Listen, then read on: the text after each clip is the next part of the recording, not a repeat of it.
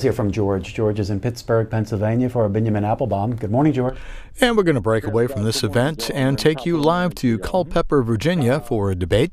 You can watch the rest of this program online at our website, cspan.org. Now we're in Virginia's 7th Congressional District, a debate tonight between Republican Congressman Dave Brat and his Democratic challenger, Abigail Spanberger. Live coverage now on C-SPAN.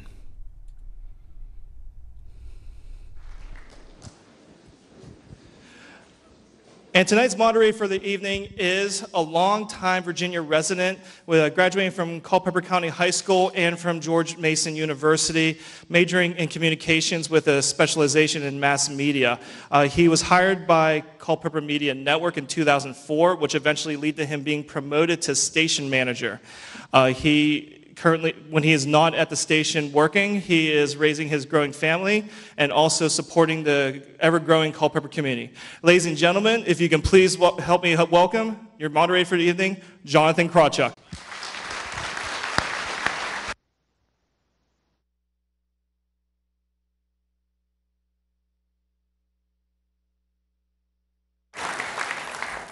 Well, apparently I don't get a standing ovation. That's okay.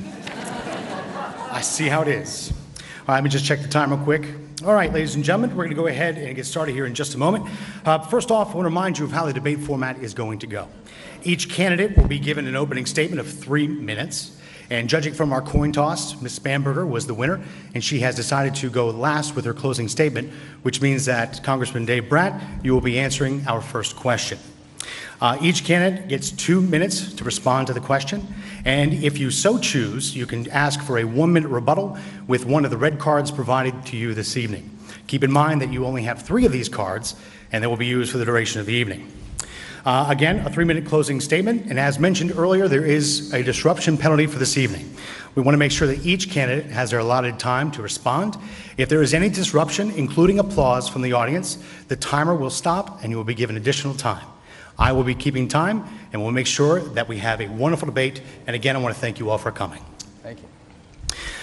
As we get ready to go tonight, we want to welcome everyone to the Culpeper Chamber of Commerce's 7th District Congressional Debate here at Germanna Community College's Daniel Center in Culpeper, Virginia.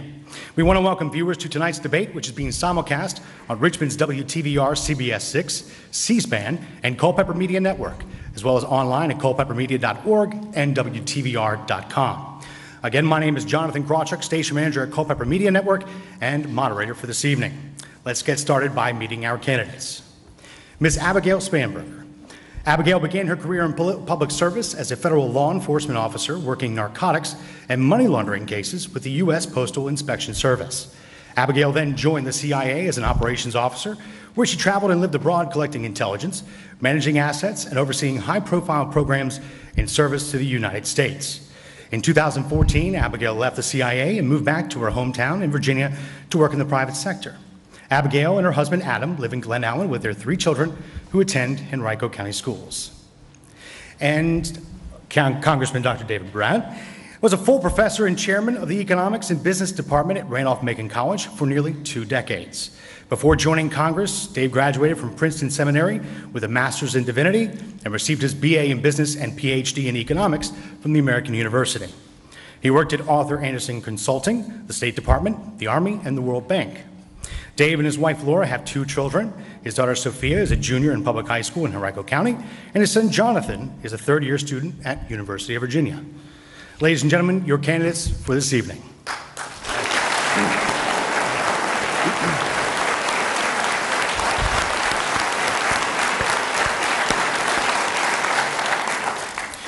All right. Again, we want to thank you for coming, and we're going to start with our first question. And again, Ms. Spanberger, you chosen to go your last statement. So first question will go to you, Congressman Dave Brat. I think we do. Oh, I'm sorry. Actually, I'm sorry. Yep. Congressman Dave Brat, please, your opening statement. 3-minute statement. Great. Thank you very much to the Chamber and to Germanna for having us here. I ran for Congress 4 years ago. I was an economics professor, and we had a very weak economy. I felt it was unethical to send my students out into such a weak labor market, and so I ran for Congress. I ran as an outsider.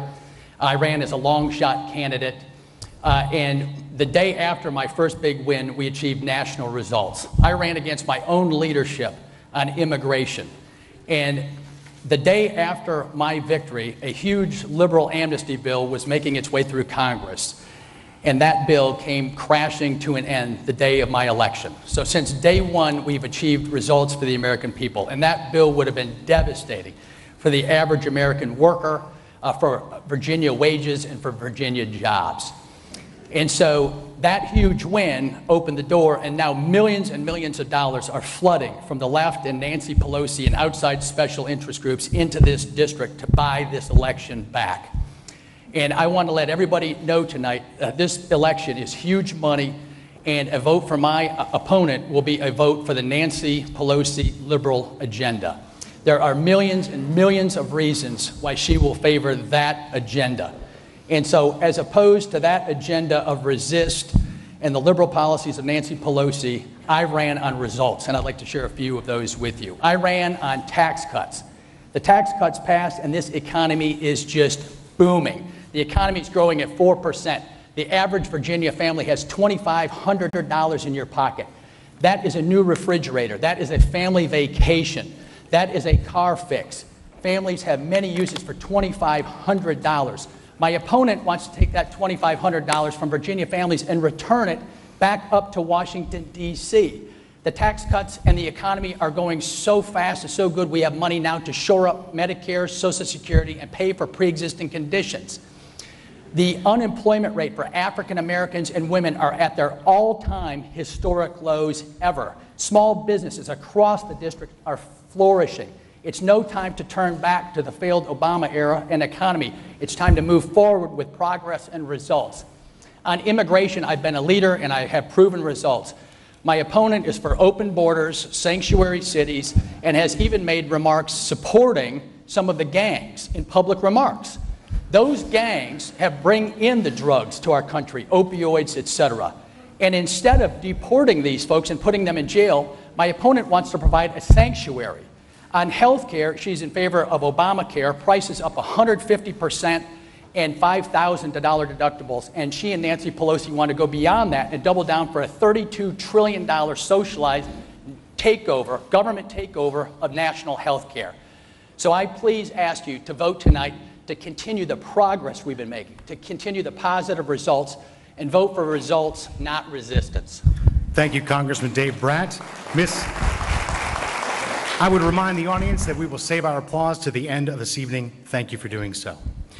Ms. Spanberger, you have 3 minutes for your opening statement. Good evening, everyone. Thank you for being here. To Germanna Community College and Culpeper Chamber of Commerce, thank you so much for hosting. Jonathan, thank you for being a moderator. To the Sheriff's Department and Germanna Community College Police, thank you for being security. To my opponent, thank you for participating. To our teams who put this together, thank you so much. And to everyone who's spending their evening here with us tonight, thank you for being a part of this event. My name is Abigail Spanberger, and I am the Democratic nominee running for Congress here in Virginia's 7th District. And I look forward to answering your questions, but right now I'd like to tell you about the 3 most influential people in my life. The first is my father. My father taught me the value of service from the time he joined the Army to the time he retired as a career federal agent. My father taught me the lesson that there is nothing more important than service to this country. And that is why I embarked upon a career of service, first as a federal agent, working narcotics cases and money laundering, oftentimes with ICE in partnership. And before I pivoted on to CIA, where I worked as counterterrorism, I worked counter-narcotics, and I worked counter-proliferation. My time in CIA was meant to inform our policymakers, our president, our military, and our diplomats, and it was hard work.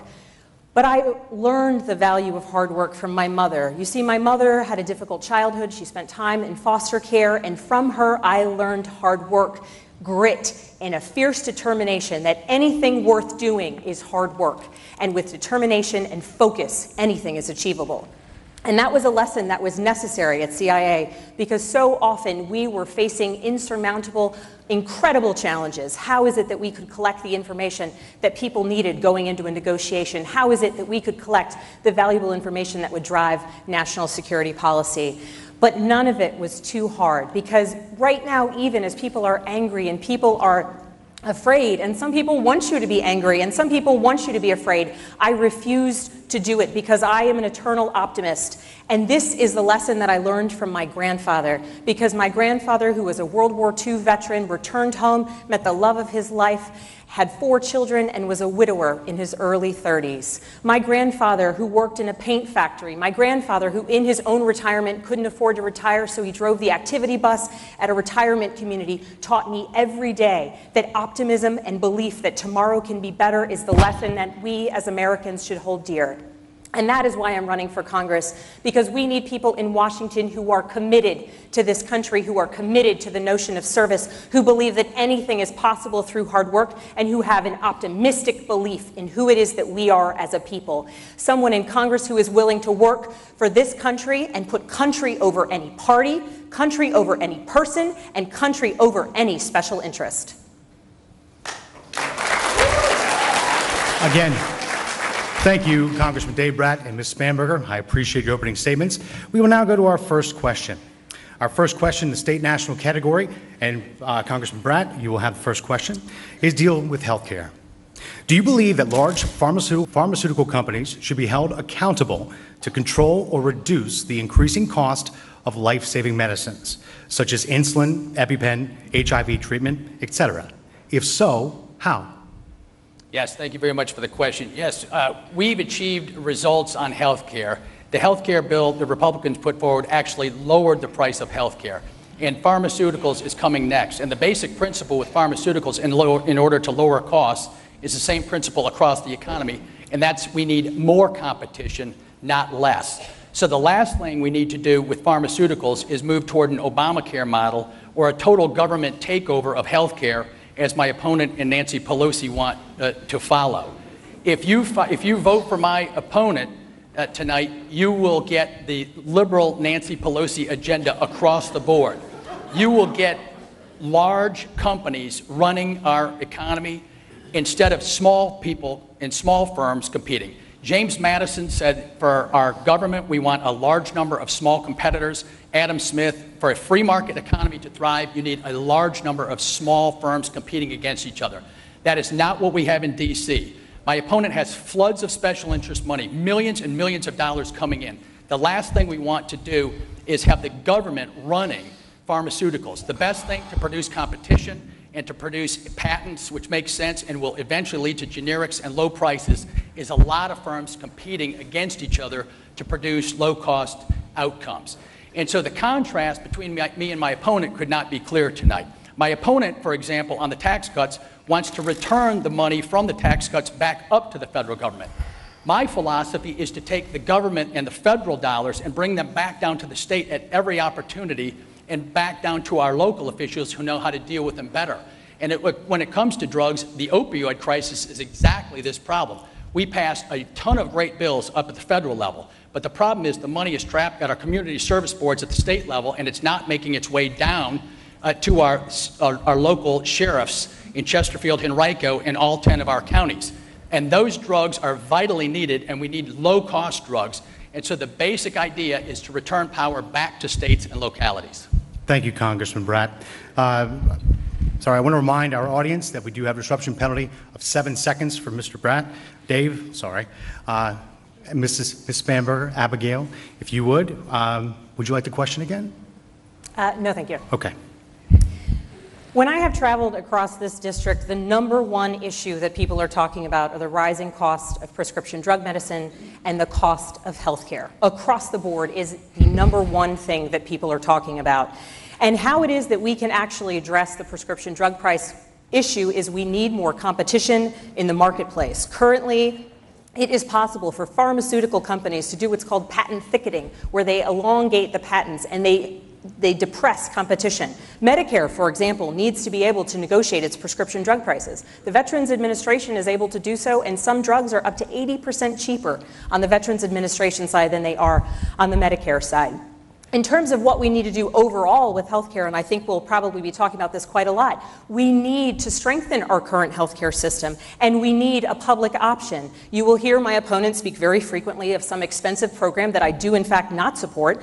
I support a public option.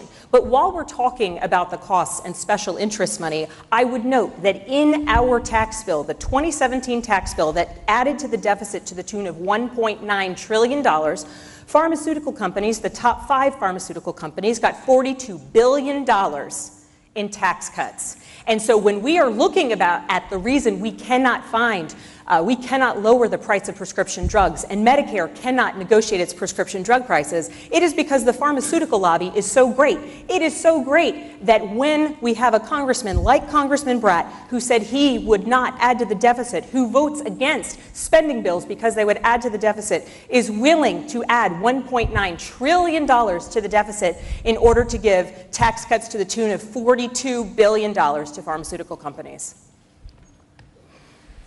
Thank you, Ms. Spanberger. All right, Abigail, we'll return to you for our next question, which has to deal with immigration.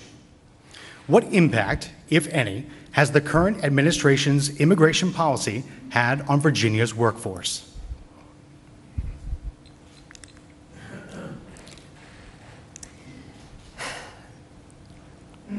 We as a country need comprehensive immigration reform. It is something that has been talked about for years. We have not achieved bipartisan, comprehensive immigration reform. And right here in Culpeper, I have heard stories from people in the agricultural business who are concerned about whether long-term they will have the employees that they need. People throughout our district are concerned about the way immigration has become such a politically divisive issue. The truth of the matter is we need immigration reform, comprehensive bipartisan immigration reform that achieves a number of things. First, that secures our borders and our points of entry. I worked at CIA as a former CIA officer. I worked undercover, I worked counterterrorism, I worked narco-trafficking, understanding the drug cartels working throughout Mexico. I am well aware of the threats that present themselves at the southern border, and it's for that reason that we need comprehensive immigration reform that is strong on border security and strengthening our points of entry. But we also need immigration reform that will meet the needs of the employers here throughout the 7th District, here throughout the Commonwealth of Virginia. And we need comprehensive immigration reform that gives certainty to dreamers, children who were brought here through no fault of their own by their parents. And that's what bipartisanship should look like. This is a pressing issue that is impacting communities and economies across Central Virginia and across this country, and we need bipartisanship to actually drive change on this issue. But when we look at what my opponent has been advocating for, it is not a bipartisan solution. The bill, the compromise bill that he so frequently talks about, it was a compromise between the far right and the more moderate Republicans. There was a compromise bill. There was a bipartisan bill that was put forth in Congress, but it didn't get out of committee this time around. But it was put forth by a Republican and a Democrat. There are people who are willing, who are working to try and find bipartisan solutions, but there are currently not enough of them in Congress. Thank you, Abigail. Dave? Yeah, thank you for the question. I think it had to do, can you repeat the question, labor force? Sure. What impact, if any, has the current administration's immigration policy had on Virginia's workforce? Yeah, well, as I said, we achieved a huge result by, first of all, avoiding a huge amnesty bill, which would have had a devastating impact on wages for the nation. As the labor supply goes up with a huge amnesty, American wages go down. American jobs go down. And so our efforts on that front have been very positive.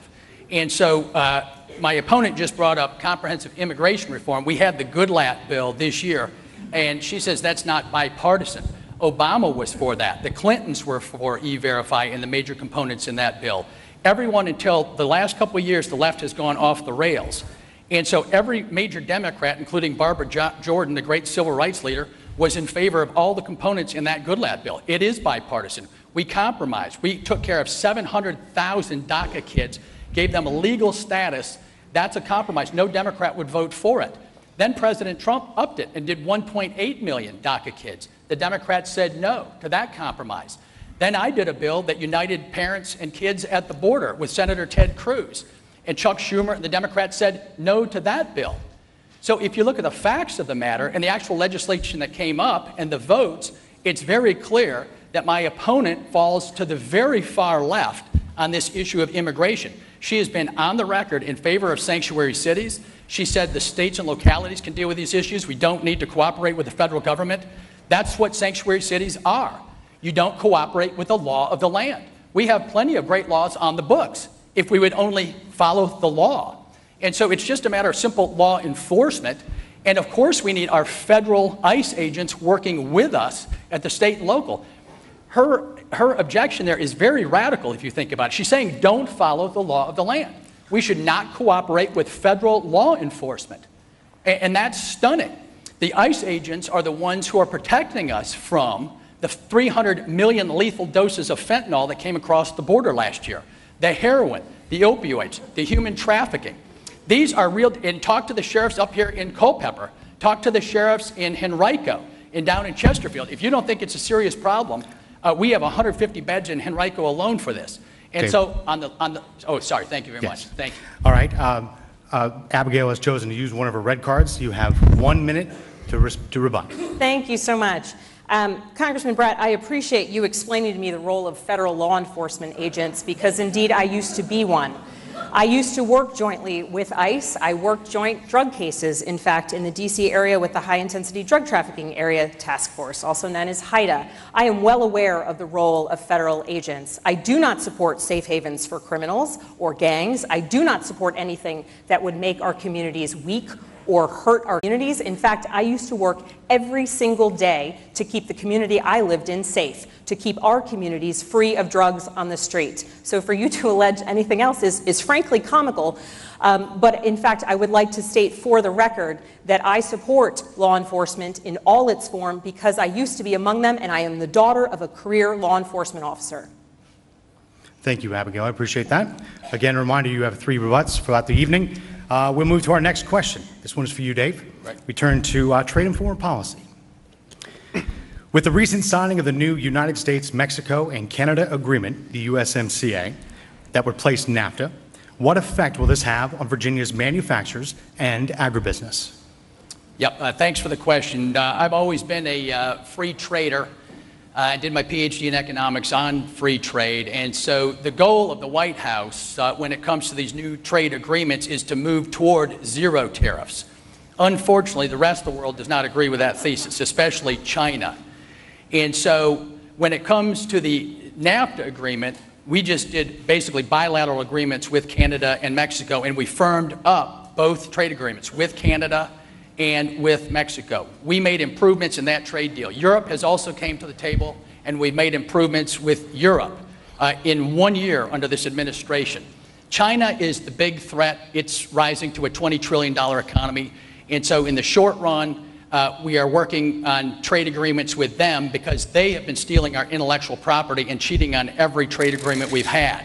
And the American people know better. We paid after World War II for the entire Bretton Woods liberal order. We paid for the Marshall Plan, we paid for the World Bank, the IMF, and we paid for the entire liberal order that has brought us all together for a win-win. We made friends with our arch enemies, the Germans and the Japanese.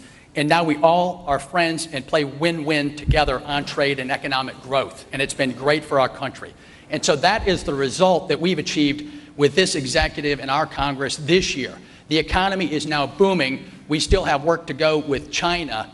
But when it comes to our agriculture, it's the largest sector in Virginia. And so we work very hard with our farm bureaus across all my 10 counties to protect them and to ensure that any tariff negotiations are short-lived and are a matter of months, not years. But we have to do that. It's basically more a matter of geopolitics and not a matter of trade policy. On trade, we all want zero tariffs, and the White House has said that is the goal for the long run. Thank you, Dave. I appreciate it. Abigail, same question. Thank you. So the updated trade deal is an updated version of NAFTA, which has some positive benefits, particularly for dairies, which is impactful here in Culpeper and across our communities in the 7th District.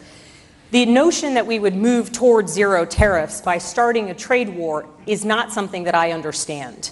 And in fact, we have antagonized our allies and our trade partners by creating and starting a trade war. When we look at the fact that, as Congressman Brat just said, China is a big threat, if China is such a big threat, why are we comfortable with the fact that they hold the most amount of our debt? A debt that we have now just chosen, thanks to the tax bill of 2017, to increase by $1.9 trillion. And these tariffs and the changes that they've made haven't been great. And if you don't believe me, ask the 20,000 Ford workers who just lost their jobs because Ford said they couldn't handle the steel and aluminum tariffs that depleted their income by $1 billion. And then we can talk about the soybean farmers right here across the 7th District. Soybean farmers right here who, because of these tariffs, have decreased prices per bushel. It costs about $10.05 per bushel for a soybean farmer to break even. Prices since the tariffs went into place haven't been above $9. We are creating challenges in our community, and to answer them, the president's desire, the president's choice was in fact to put a $12 billion bailout on the American taxpayers' back. A $12 billion bailout. Farmers don't want bailouts, they want to sell their crops. And so the notion that we would start a trade war to get ourselves to the point where we are back at zero tariffs doesn't make any sense to me. It is reckless foreign policy. It creates detrimental relationships with our friends, our allies, and our trading partners. And long term, it is tremendously detrimental to our stability in the world. Thank you, Abigail. All right, Dave, thank you very much. We're going to move to our next question. Wait, I'm sorry, I apologize. This question is for you. Second Amendment, public safety. There continues to be a growing public concern regarding gun violence and school safety. What measures would you put in place to provide a safe environment for students? So as I've mentioned, I am a former law enforcement officer. I used to carry a gun every single day. I am well aware of the responsibility of gun ownership. I grew up in a house with guns. I grew up in a family of sportsmen. But we can have conversations in our community about how it is that we can balance our Second Amendment right, which I firmly support, with the rights of our school children to go to school and feel safe. In our county, in Henrico County, I say our because the congressman lives there as well, one of our schools had a threat of gun violence. The day that I put my children on the bus when there was a threat of gun violence in our county was a hard day. No parent should feel that way. No child should feel concerned that they might die in their classroom. 3 out of 4 dues-paying NRA members believe that background checks should be in place. Background checks on all firearms purchases. This is simply applying the same standard that exists if you go to a federally licensed place, point of sale like Cabela's, as if you buy at a gun show. That is a first step forward that we can take. The other thing that we should be doing when looking at gun violence is ensuring that our schools have the resources to deal with students who might be facing trauma or who might be facing stress, who might be at risk for violent behavior. This is a comprehensive issue. It is not one that we can solve in a day, but it is certainly not one that we will be able to solve if we do not have leaders in Washington who are willing to have those hard conversations. But the good news is there are already members of Congress who are willing to have that conversation. There is a bipartisan background checks bill in Congress. It couldn't get out of committee because there was not a critical mass of people willing to have hard conversations. And so I want to go to Congress to be a part of these discussions. Again, I understand gun ownership. I understand the responsibility of gun ownership. And these are conversations we can have about ensuring that people who are a risk to themselves, their community, or others are not able to do harm in our schools. Thank you, Abigail. Dave? Yes, thank you very much. This is a tough conversation to have, and we've had plenty of them in the 7th District. I have a daughter in the audience that goes to public school as well, and of course we all work hard every day on this issue to keep our kids very safe.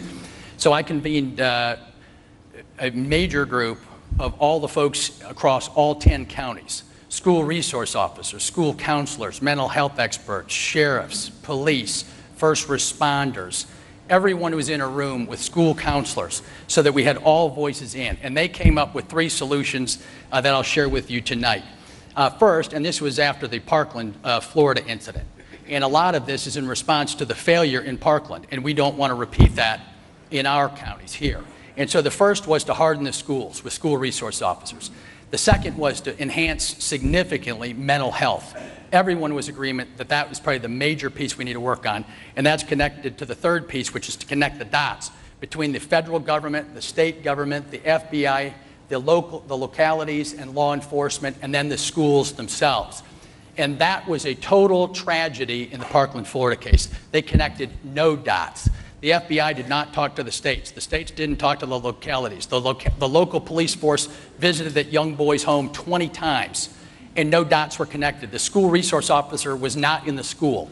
In our districts and across our counties, we have outstanding law enforcement. You see them with us today.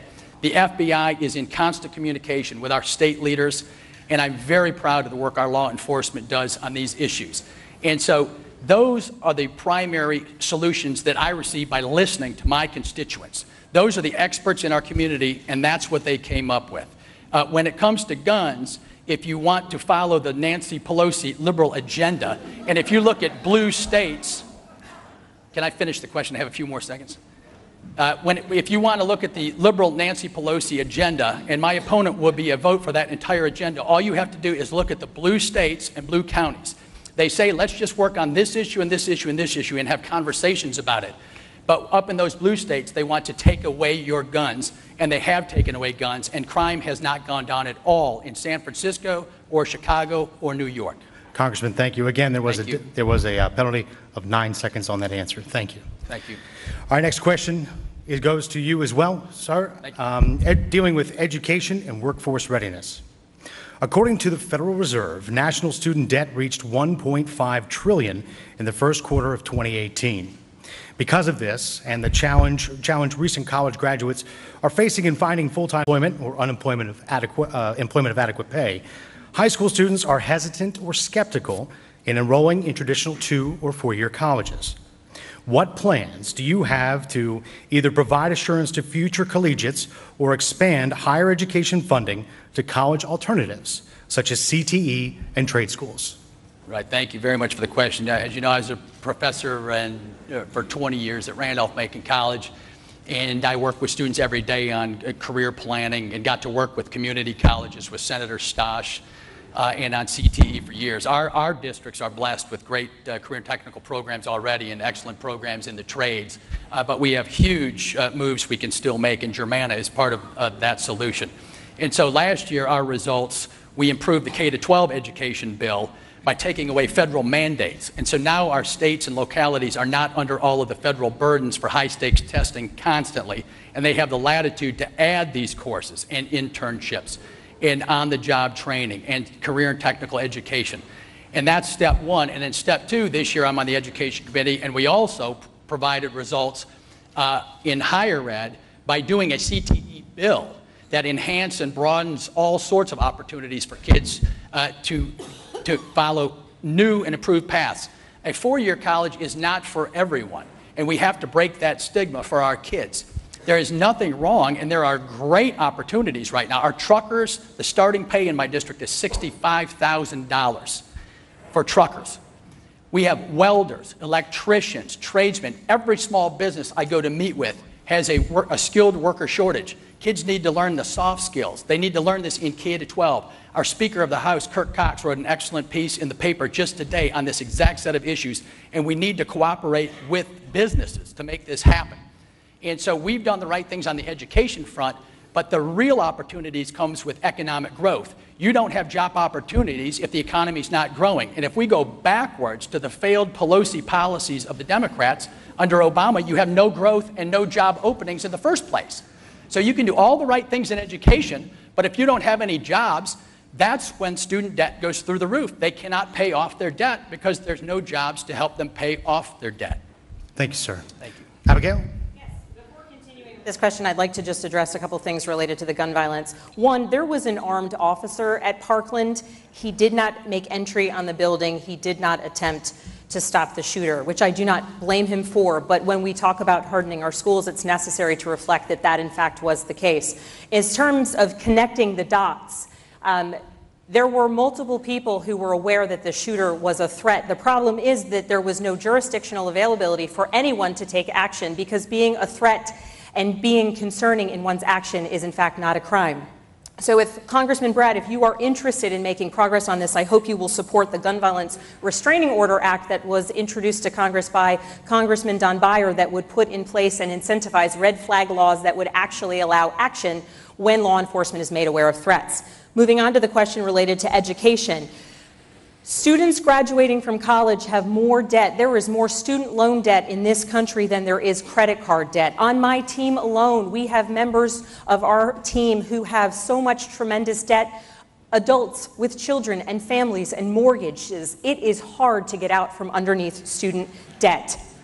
Among the things that I would support in Congress to address this issue, I would support allowing students with student loan debt to be able to refinance their loans just as one can with credit cards so that they can get the most competitive rate being given to students now. I would also support a bill that's before Congress that's a bipartisan initiative that would incentivize employers through tax programs to pay off student loans for some of their students.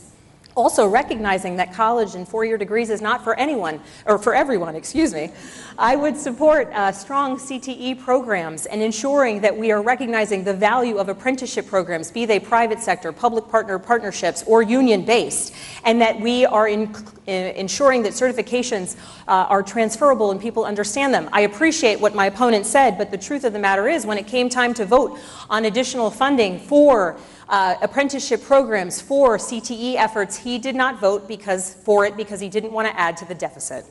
Thank you, Abigail.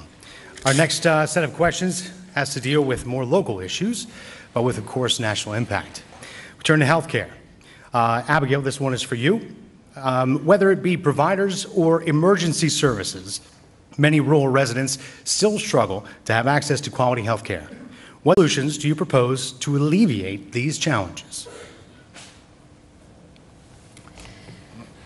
I have visited health clinics across this district, the Orange Free Clinic, Health Brigade that serves many 7th District residents. My mother used to volunteer her time as a nurse at crossover clinics that serves throughout residents of Chesterfield and Henrico.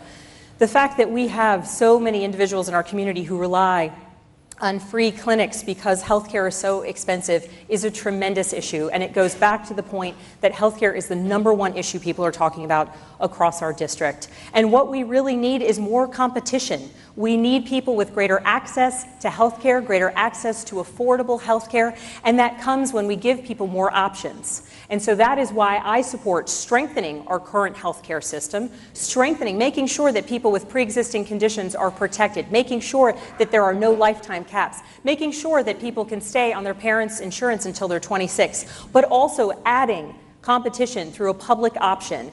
CBO scored a public option back in 2013 and said it would have $158 billion in savings for the federal government. So you might hear my opponent say that I support some expensive plan by Bernie Sanders. That is in fact not the case. I've been saying that since January. But what I do support is greater competition, because when we look at what exists here locally, we have insurers that are leaving our areas, leaving our residents, particularly in the rural areas, without options. And that's why I support a public option. The public option I support is called the Medicare X Choice Act. It's built off the framework, separately from Medicare, but off the framework of Medicare. And so as the plan is proposed, it would go into place in the rural areas first, allowing a multi-year rollout for iterative change as the plan from theory goes into practice and might need changes, but it would have immediate positive impact on our communities, particularly in the rural areas. Thank you, Abigail. Dave?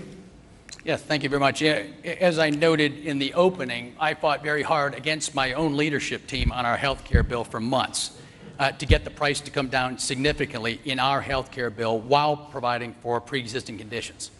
And so our bill passed through the House with pre-existing conditions and with lower prices. Contrast that with what my opponent is saying today. And again, I will reiterate, a vote for my opponent will be a vote for every single Nancy Pelosi agenda item, on and on and on. So what she didn't mention is the failure of Obamacare. She keeps talking about debt, and she promises, well, we did Obamacare, and we're going to do a huge government add-on to Obamacare. We've already doubled down on government, and somehow prices are going to go down. What she won't tell you is that under Obamacare, which she favored in the past, prices went up 150% in the last 5 years. Those are the stone cold facts. We don't live in utopia where you just get to promise that prices are going to come down. Under her experiment called Obamacare, it, along with her ads, which are running today, she got 4 Pinocchios for the lies on my votes on pre-existing conditions, and as well as Obamacare got the lie of the year by PolitiFact when it came out. What was the lie in Obamacare? You can keep your insurance company. You can keep your doctor, and the price would go down. No. And so she says, well, you'll get insurance. Everyone will have health insurance. But if you have health insurance with a $5,000 or $10,000 deductible, and the average savings for people in the country is $400, I fail to see how you're providing cost-effective care, which we all want. Prices went up 150% under Obamacare. The way to lower prices is to get rid of Obamacare and to go back to markets. You don't do competition by doubling down and doing a full government takeover of health care. You do competition with business. And I'll note on her answer to education, she mentioned everything except the economy and business and providing jobs for the kids after we invest in education. The reason we're doing that is to get them jobs. Thank you. Thank you. Ms. Spanberger, you have chosen to use another rebuttal card. You have an additional minute. My opponent has really made my point for me. He said if you can't get cost-effective health care, you may as well not have it. That's exactly the point with pre-existing conditions. I don't care that pre-existing conditions were in the bill. I care that pre-existing conditions weren't protected in the bill. The AHCA would have allowed insurers to jack up prices for people with pre-existing conditions. And Congressman, I hate to be the one to have to tell you this, but in fact, Washington Post put out a 4 Pinocchios on your press release because in fact the ad you referenced was not our ad. It was in fact one run against Congressman Fitzpatrick in Pennsylvania by yet another Democrat. I would also remind you, you are running against me, not a Democrat in Pennsylvania, and certainly not Nancy Pelosi. Thank you. Thank you. I would remind the audience that we will save applause or any cheering or jeering towards the end. We appreciate it. You have chosen to use an additional rebuttal of 1 minute. Yep. And you have that time. My opponent's just wrong on the facts when it comes to pre-existing conditions. Not only did we vote for it and is in the bill, my opponent says it will jack up the price of health care. Will it jack up the price of health care 150% like Obamacare did? No, it will not. And so this is a matter of apples and oranges. She's in favor of government-run health care, and to be absolutely clear on the record, she has said she is in principle for a total government takeover, Medicare for all, ending Medicare as you know it, and threatening Medicare. Those are her comments on the record in quotes. Now that the Richmond Times-Dispatch printed the article about $32 trillion for that program and doubling your individual tax rates for everyone in this room and doubling the corporate rate, all of a sudden she switches back to Obamacare X. And so it depends who she's talking to, but make no mistake, a vote for Abigail Spanberger will be a vote for the Nancy Pelosi agenda. Thank you, Dave. I appreciate. Again, I would remind if the audience wants to make their voice be heard, they do so in the polls on November 6th.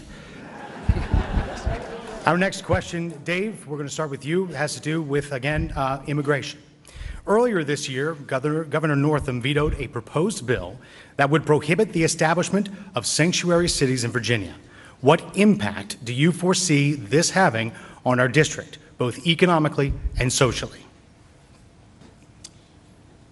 Yeah, thank you for the question. As I've said throughout this debate, I've provided results when it comes to immigration. I've stopped huge amnesty bills.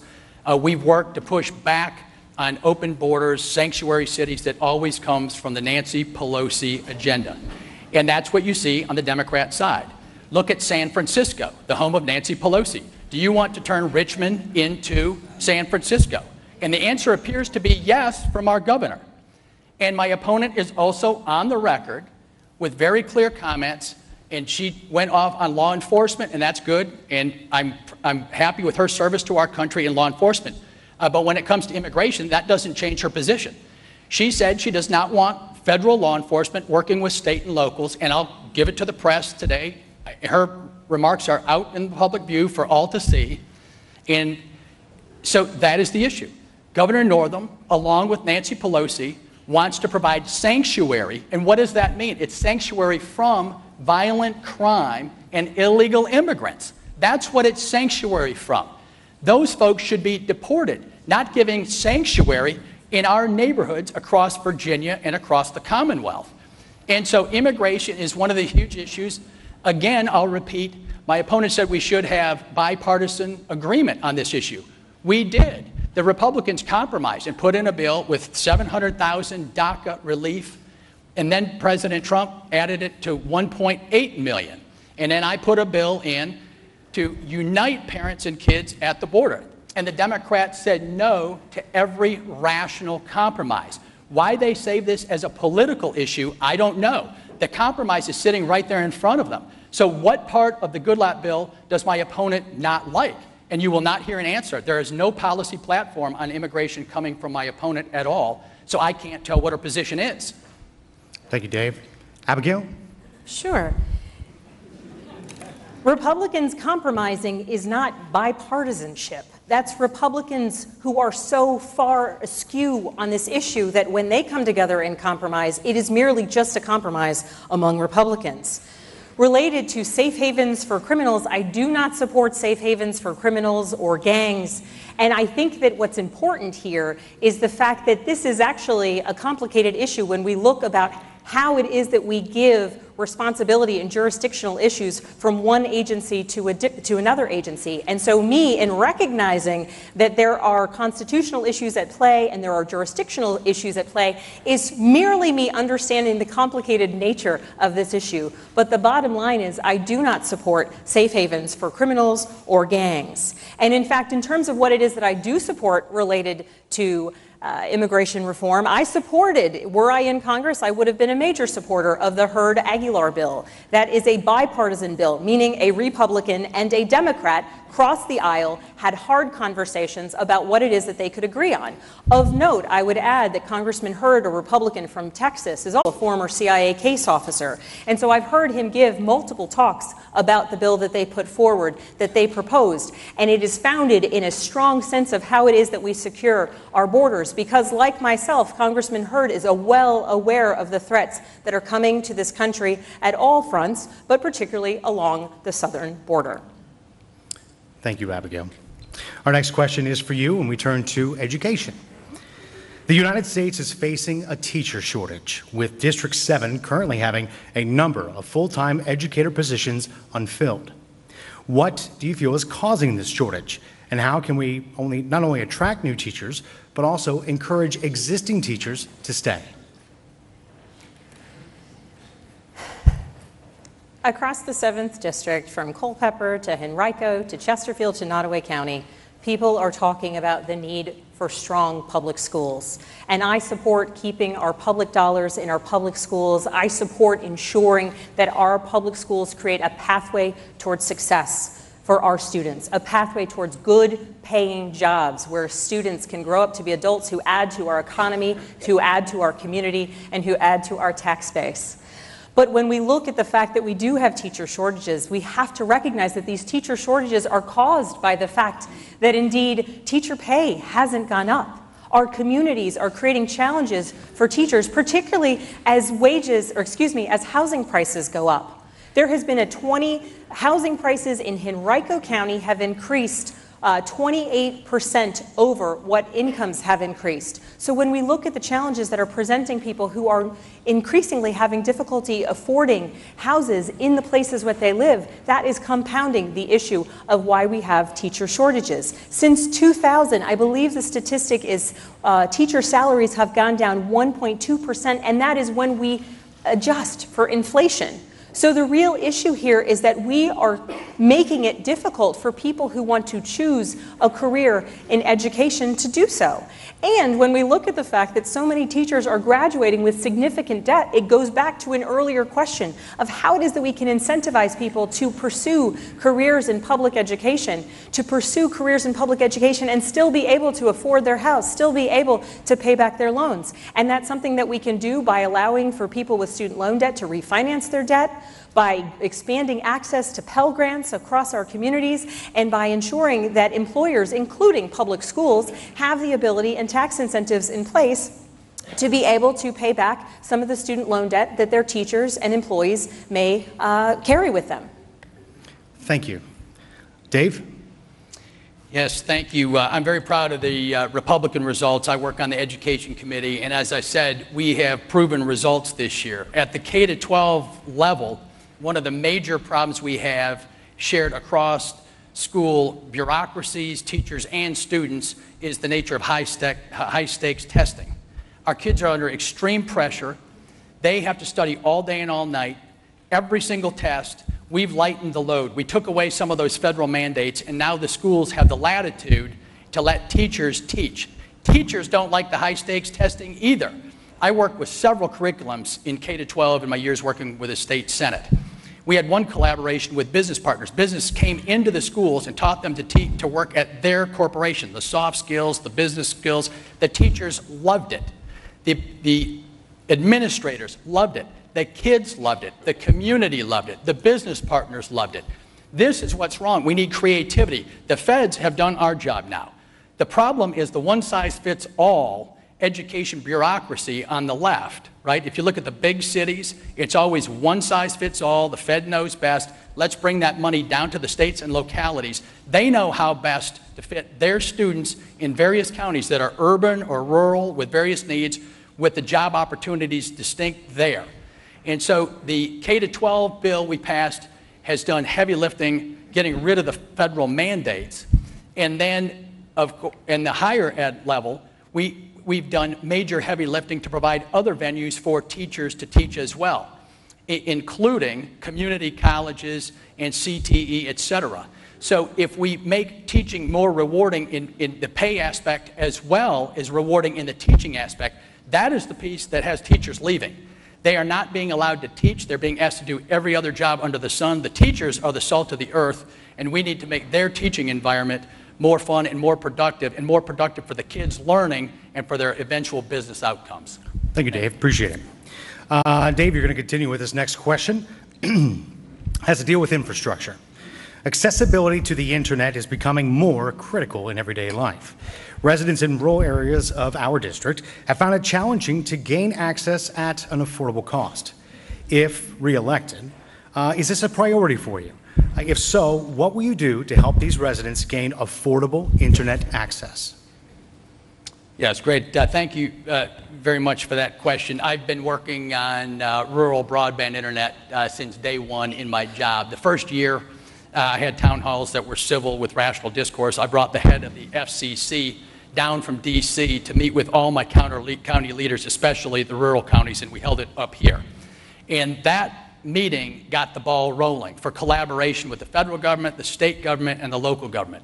So much so we have a national model in Orange County with a county supervisor who I've known for a couple decades. And he does wonderful work going off of a T1 line and providing a unique experiment in how to provide broadband. Louisa is making progress on this. I've worked with every rural community I can. I've gotten federal grants for the Orange Project. That grant, the federal government quit making payments on that. So last month we had to write letters to get them payments so they can keep building that broadband piece of work. And so I've been working on this issue since day one. We all know the stories where kids and parents have to drive to the McDonald's in order to get a signal. The internet is the pathway. It is the information pathway. Technology is basically the information in our minds, and we have to have access to that information for all of our kids. So to get economic development in the rurals, that is a huge priority, and I've been on it forever. I was surprised to hear my opponent go on the radio a couple weeks ago on 11:40 a.m. and say I have done nothing on rural broadband without knowing any of the work that we've accomplished. So I'm very proud of our results, and it's hard to hear someone say something about no work at all when they don't even know about the work that's been done. And so I don't know what she knows about the work that has already been ongoing in all 10 of my counties. And thank you for the question. Thank you, Dave. Abigail, same question. Sure. What I know is that every opportunity to actually fund the programs that would provide grant money to our communities, you have voted against them, Congressman. That is what I know. When we are looking at the challenges facing our communities, again, from Culpeper to Louisa to Powhatan to Nottoway, it is an economic imperative that our communities have access to high-speed broadband internet.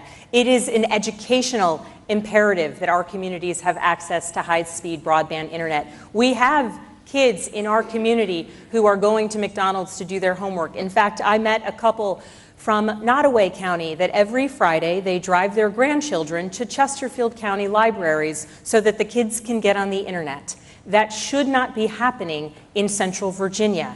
It is creating a divide in educational opportunity and educational experience.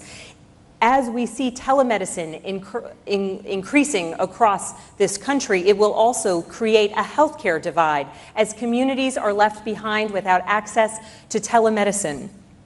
And we need to look at this problem just as the United States did in the 30s, when we recognized that in the event of electricity being left solely to the free market, there would be communities left behind.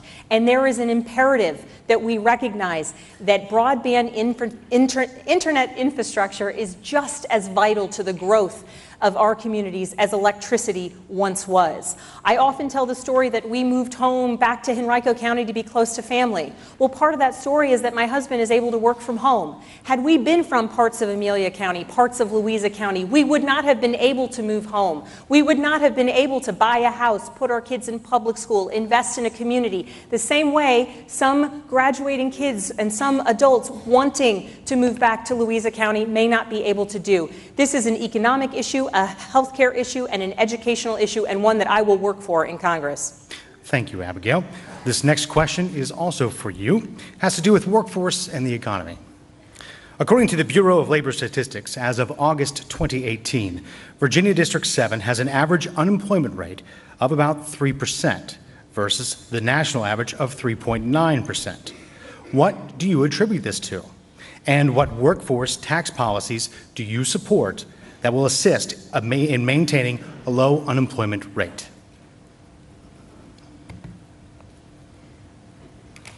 Central Virginia is a wonderful place to live. We have attracted businesses here. We have attracted employers here. We have attracted people to move back home and add to the economy.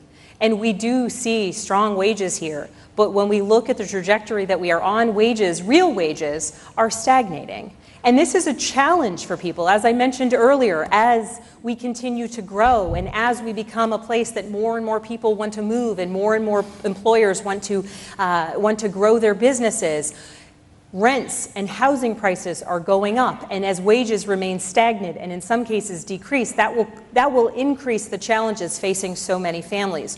What we need to do is look at this as a comprehensive issue. We need to recognize that when people are paying a significant amount of their paycheck for their health insurance premiums, that puts a significant drain on their ability to pay other day-to-day costs. And while we have seen increases in paychecks, and Congressman Brat likes to give the quote of $2,500 per person because of the tax bill, that's actually if you are in a six-figure salary. And the average worker in the 7th District is not a six-figure salary earner.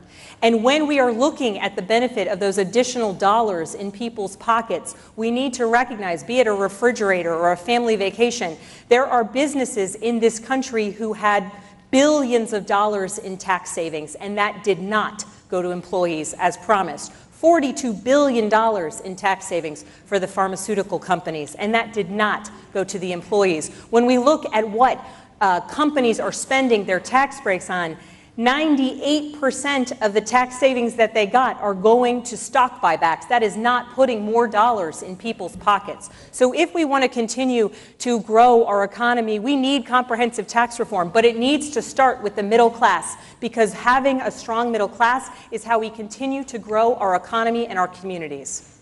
Thank you, Abigail. Dave? Yeah, can you repeat the question? I certainly can. Would you like the entire question? Just the summary will do. 3% is the unemployment rate in Virginia. 3.9 is national. Good. What do you attribute this to? Yeah. And what policies would you support that will assist in maintaining a low unemployment rate? Great. I attribute it to good economic policy. For the last decade and for 30 to 40 years, wages have been stagnant. My opponent is totally wrong on the statistics. Wages are not stagnant right now. In August, wages are up 3% because this economy is booming right now. We did the tax cuts like JFK. Supply-side tax cuts should not be partisan. JFK did supply-side tax cuts and the economy took off and boomed. And he said the best way to pay for government programs and add to the general revenue coffers is by doing business tax cuts. So this does not have to be partisan, but I want to clear the record. There is a huge difference between my pro-growth position and my opponent who called the tax cuts a gimmick. So she has to say the economy is floundering right now when all the evidence, she's wrong on all the evidence she just ushered in. The economy is growing at 4.2% GDP growth. That's national income, right? And so wages are going up. There's a new report out this week. Blue-collar wages are going up faster than white-collar wages. And she said you shouldn't look at the 4.2 statistic. She said the tax cuts are a gimmick. She said the 4.2% is a skinny statistic. What I will say is it's consistent with 100 million Walmart shoppers having record retail sales. That's a kitchen table issue. And it's not true that the $2,500 bonuses are just to people that make six figures. Every Altria employee got a $3,000 bonus as a matter of fact. And many other corporations throughout our district got huge bonuses as well. So what we don't want to do is revert to the Nancy Pelosi liberal agenda. That is a policy of economic growth failure and wage stagnation for 40 years. The economy is booming now. Wages are going through the roof, and women and African American unemployment rates are at an all-time low due to good Republican policy. And I will also note good Republican policy that we have in our 10 counties. And I hope you will vote to keep it that way. Thank you, Congressman Brat. Now, ladies and gentlemen, this concludes, I'm sorry, I apologize. Ms. Spanberger, Abigail, you have an additional minute.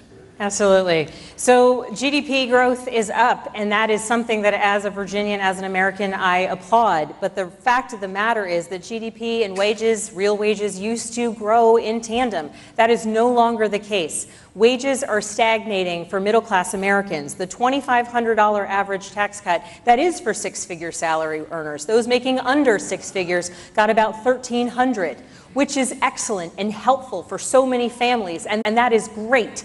However, when we look at the fact that those are temporary as of right now, and corporations got permanent tax cuts, adding to our deficit to the tune of $1.9 trillion, and I'll harken back to $42 billion in the pockets of the top 5 pharmaceutical companies. Those did not trickle down to employees. And as we are talking about that $1.9 trillion deficit, that is decades worth of money that our children and our grandchildren will have to pay back. Thank you, Abigail. I appreciate it. And yes, you most certainly do, sir. You have an additional 1 minute for rebuttal. Yeah, good. I just want to correct the record on all the statistics which are being misused right here tonight. My opponent said GDP of 4.2, but people can't keep up with health care premiums. That's because of the liberal Nancy Pelosi agenda. And if I can take an extra 10 or so seconds, and that's because health care premiums have gone up 150%, as I have said. And people can't afford Obamacare because they cannot afford the $5,000 deductibles. And so she also said the stats show that all the money has gone to stock buybacks. That is absolutely false. The statistics on that are very clear. The vast majority of the money have gone into capital accumulation. And the #1 driver of economic growth is capital accumulation. And when you put capital in the hands of the American worker knows what to do with it, and it is the sole cause of productivity and wage growth. I've heard nothing from my opponent tonight about how she would grow the economy. She wants to have conversations about the economy, but I've heard no economic policy, no policy agenda, and I know what you'll get if you vote for Abigail Spanberger. You'll get the failed Nancy Pelosi liberal agenda every time. Thank you, Congressman Brat and Ms. Spanberger. I appreciate both of your time tonight. Ladies and gentlemen, that concludes the scripted portion of tonight's program. Following this brief commercial break, we will return with questions directly from the voters. Join us for more of the 7th District Congressional Debate, airing on C-SPAN, WTVR CBS 6, and Culpeper Media Network.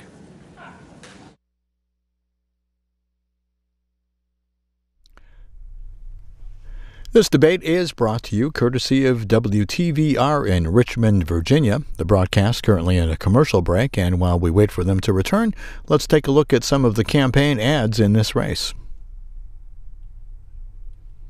What do we really know about Abigail Spanberger and her policies? Well, we know she'd eliminate the tax cuts that have helped Virginia families. We know she supports sanctuary cities in Virginia. And we know Spanberger's healthcare plan would bankrupt Medicare as we know it. A $32 trillion spending increase that would double our taxes. Abigail Spanberger. Tax hikes, sanctuary cities, bankrupt Medicare. What else do you need to know? I'm Dave Brat, and I approve this message.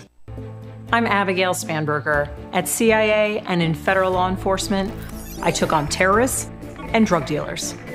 I'm not afraid to stand up to political attack ads and the bullies behind them. I'll always stand up for what's right, whether it's protecting Medicare and Social Security or standing up to drug companies to lower the cost of prescriptions. I won't let anyone push Virginians or me around. That's why I approve this message. And later tonight, we'll take you to Utah's 4th Congressional District for a debate between Republican incumbent Mia Love and Democratic candidate Ben McAdams. That starts live at 8 p.m. Eastern. At 9, Congresswoman Kirsten Sinema and Martha McSally debate each other in a race to replace outgoing Arizona Senator Jeff Flake in the U.S. Senate. Tomorrow, a debate in Pennsylvania's recently redrawn 17th District race. Republican Congressman Keith Rothfuss debates Democratic Congressman Connor Lamb. We have live coverage at 7 p.m. Eastern. Then later, Republican Senator Ted Cruz debates Democratic challenger Congressman Beto O'Rourke in San Antonio, Texas. Our live coverage at 9 p.m. Eastern tomorrow, right here on C-SPAN, your primary source for Campaign 2018. In just a moment, we're back to Virginia's 7th Congressional District for that live debate from Culpeper. Of Commerce. We are joined now with questions directly from the voters. And for the remaining topics of debate, and our first question will go to Congress Dave. Our first question is, what could Congress do to promote more worker-owned businesses? Great. Thank you for that. That's an easy question. The biggest thing we can do to promote worker-owned businesses is grow the economy. In fact, what you've seen is business startups are at their record high under this administration after the tax cuts. Right after the administration was elected, the stock market went roaring straight up through the roof just on the expectation of new business and new energy. My opponent does not appear to be able to see all the progress in front of the 7th District, and that is flooding our economy. Business startups are at a record high. Small businesses are thriving. Every small business I've gone to is either hiring one new person, buying a new pickup truck, buying a new forklift. Every single business I go to is huge good news. That encourages other people to start new business. There's nothing better than business optimism. The Michigan Index on consumer sentiment is through the roof. Every index on business sentiment is through the roof. There's good news spreading all around the country, and it's morning in America again due to our tax cuts and our regulatory relief for American business. And so, of course, we can also complement that with good education policy. And the education policy at the K-12 level needs to focus on being pro-business. I have not heard enough from my opponent about being pro-business and having a pro-business win-win philosophy in business. We also need to educate our kids on ethics and the soft skills that are needed to show up every day in the business environment. And so those two things work together: education, incentives, and then a growing economy. And so if you contrast our positions, my small business score, for example, is 100 out of 100. And I encourage all of you to go Google the NFIB, National Federation of Independents. Our Virginia senators, by contrast, are scores of 20 out of 100 and 34 out of 100 on being pro-business and pro-small business. And so, as I've said a million times, and I know you love it, if you want to vote for the Nancy Pelosi failed liberal policies, vote for Abigail Spanberger, because you will not get a pro-business policy on that side of the aisle. Dave, Abigail, your response, or your answer, sorry. Thank you. I think the first thing that we can ask ourselves and our community members when trying to answer this question is, what stops people from starting small businesses? What stops people from taking that entrepreneurial jump that so many people want to do? And I've asked this question in our community, and I had a conversation with a woman. She and her husband started a small tech firm, and they were growing their tech firm, and they decided that they wanted to have a child. But this was before our healthcare system was strengthened, before pre-existing conditions protections were in place. And so she actually left the company that they were growing to go to a larger employer so that she could have insurance that protected for pre-existing conditions and that would allow for her to have a child insured. And so since that point in time, since they were able to go out on their own, since the establishment of the ACA, they have actually grown their business. They employ, I believe it's currently 12 employees, and they've been able to pursue their dream of growing a business. So when we look at what are the challenges facing people who want to be entrepreneurs, it's a couple things. It's concerns about the risks of what they're giving away when they walk away from corporate America, when they walk away from a job with a strong health insurance plan. And that's why I support a public option that would allow additional opportunities. That's why I support strengthening our current healthcare system so that people who want to go out on their own can do so without risking their family's health. We need to have business growth in our communities, and we need tax incentives for people who want to take risks and start their own business. We also need to look at the way businesses are financed, particularly small businesses, so that individuals who want to take that risk have the capital that they need to actually go and do it.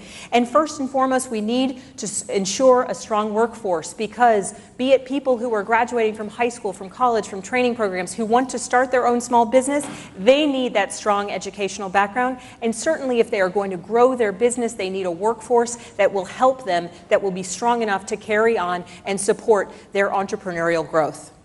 Abigail, thank you very much. Again, we continue on with our social media campaign questions, and we will turn to you, Abigail, for the first answer on this one. Again, these are from social media. My grandson suffers from asthma and allergies. I am concerned about the quality of the air he will breathe and water he will drink in 20 years if most climate change regulations are gutted by the EPA. You both have children. What are your positions on climate change and the environment?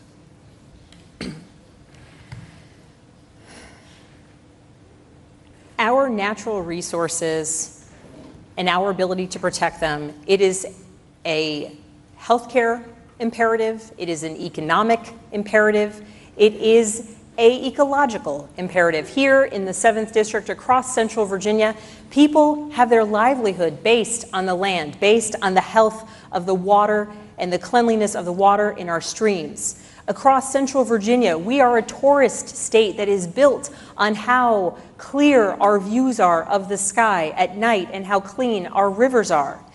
And when we are looking at the threat of global climate change, which I believe is real because the science says it is, we need to recognize that this is a large impact on a national security front as well. When we have the U.S. military saying that global climate change is a threat to our national security, we need to take it seriously. And so to the woman who mentioned her granddaughter with asthma, I understand this issue. My niece, actually, who was born in Los Angeles before moving home to Virginia, suffered from asthma as a small baby. When she moved home to Virginia and was in a cleaner environment, her asthma dissipated and her health has improved.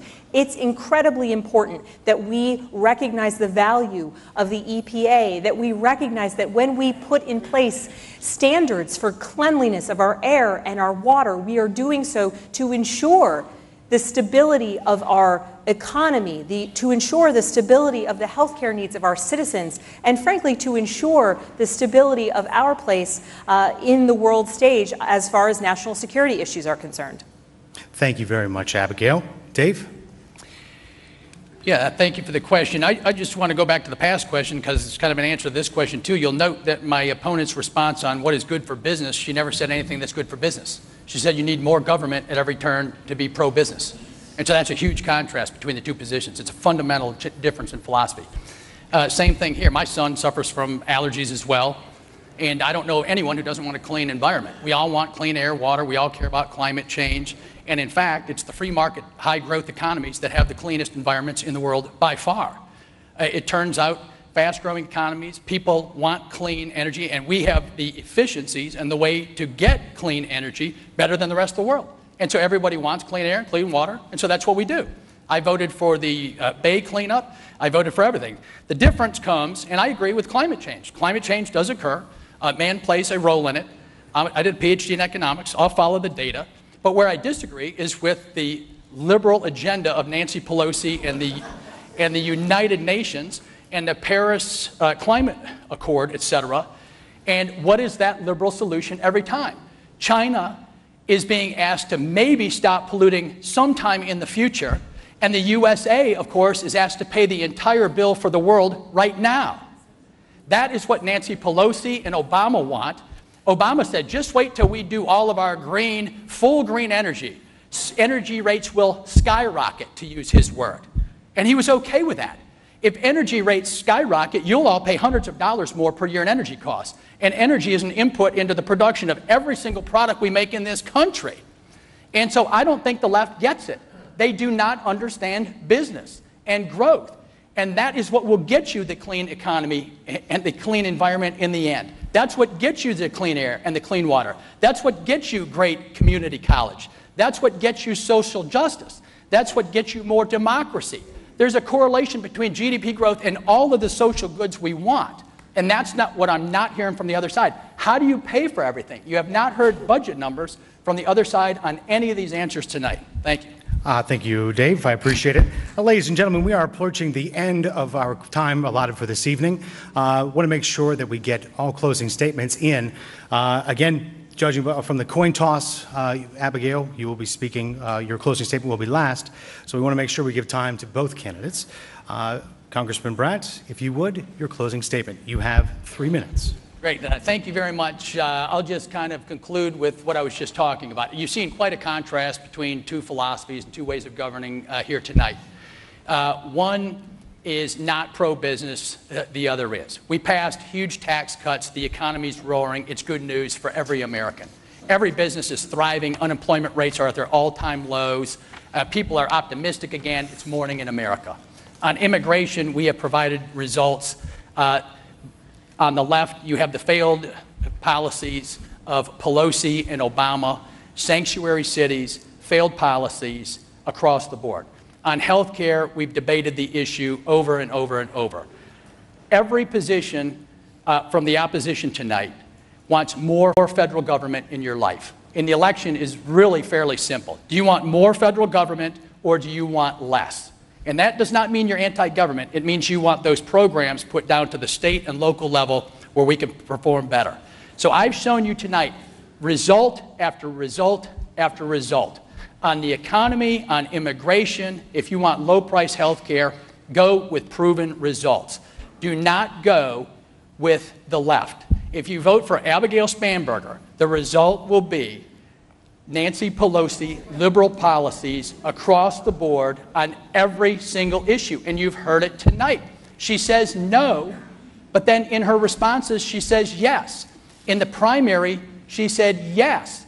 Now, when the evidence comes in on health care and the $32 trillion figure, she backed off to Obamacare X. But she said in print, my goal is to get to national health care coverage and Medicare for all. That's $32 trillion. That will double your personal tax rates. It'll double the corporate rate. And if you double the personal tax rate, you will bankrupt the country. That will not cause a recession. That will cause a depression. That policy issue and that commitment to socialism should be disqualifying in itself for someone running for Congress. A $32 trillion tax increase that will double your taxes, right? We reduced taxes, and you saw, but we didn't reduce them by double. And you saw the huge growth. Can you imagine if you doubled tax rates, what would happen to this economy? And you heard the answers tonight on everything. How do you help business? Do more government in order to help business. The contrast couldn't be any brighter than it is. And so I'm asking for your vote tonight. I hope you vote for results instead of resistance. Millions and millions of dollars are coming in from Nancy Pelosi and every leftist group, including Act Blue. Please go research those groups. They are trying to buy this election. They have found their candidate to put in place the failed agenda of Nancy Pelosi.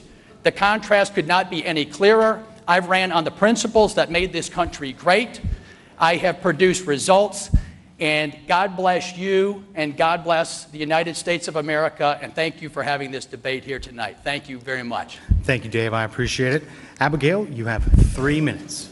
Thank you so much. Well, first, to go back to the environmental issue, First world countries around the world have clean air and water because the government puts regulations in place to protect them. And I know my opponent has previously called foreign policy mind-numbing, but I would remind him that when we pulled ourselves out of the Paris Accord, we did so to the detriment of our own country. We did so to the detriment of our relationships with countries around the world. To say that the left doesn't understand growth is ridiculous because, in fact, when we invest in environmental policies, we see strong job growth. The numbers are wind jobs are up 34%. Solar-related jobs are up 25%.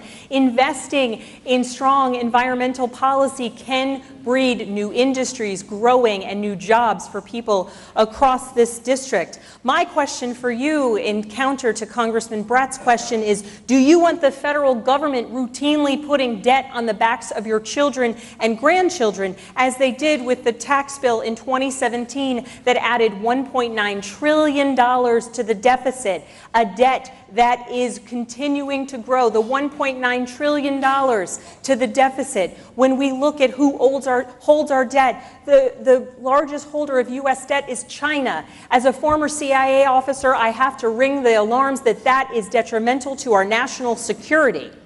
And when we are talking about what it is that I am for, I have said time and time again that I do not support Bernie Sanders' plan. I support a public option plan.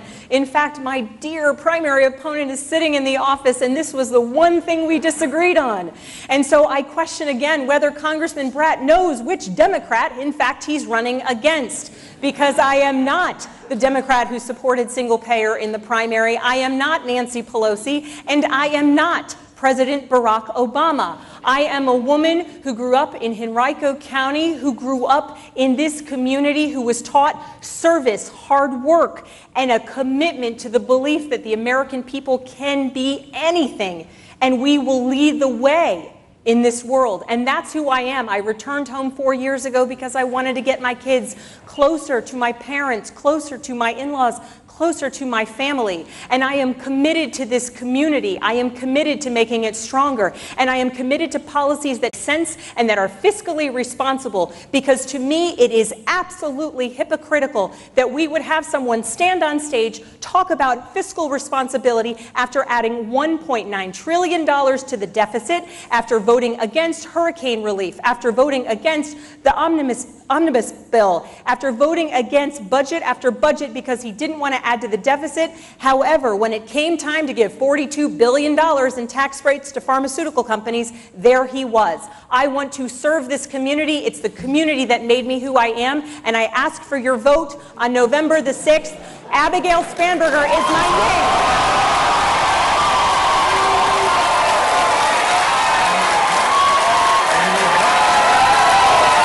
Ladies and gentlemen, please.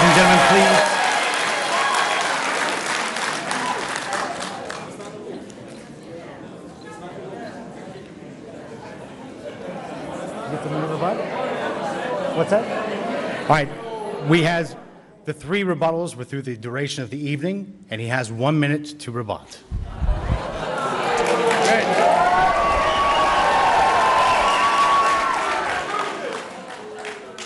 Yeah, I would just like to call the ultimate irony of the Democrats complaining about deficits and debt at the end of a debate. It is unbelievable to hear someone who said we need more government spending for every single program here asking me about deficits and debt. So the Republicans passed tax cuts that cost $150 billion a year. If you grow at 4%, they're all paid for. By contrast, to get 9 Senate Democrats, which we needed for the budget, we had to plus up the budget $400 billion. Everybody knows where the spending problem is, and it's on the failed Pelosi agenda on the other side of the aisle. And if I can finish my phrase without the other side getting unruly, it's also important to add that revenues are up 4% due to our tax cuts and economic growth, but spending is up 8%, and that's not from Republicans.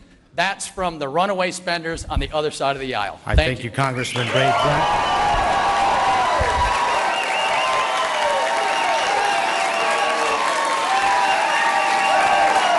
Ladies and gentlemen,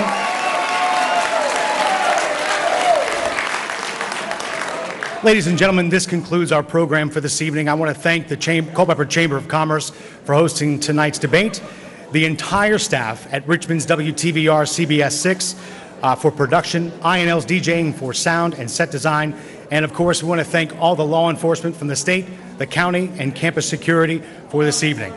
And most certainly we want to thank the candidates for their willingness to serve our community and for their time this evening. Thank you both very much.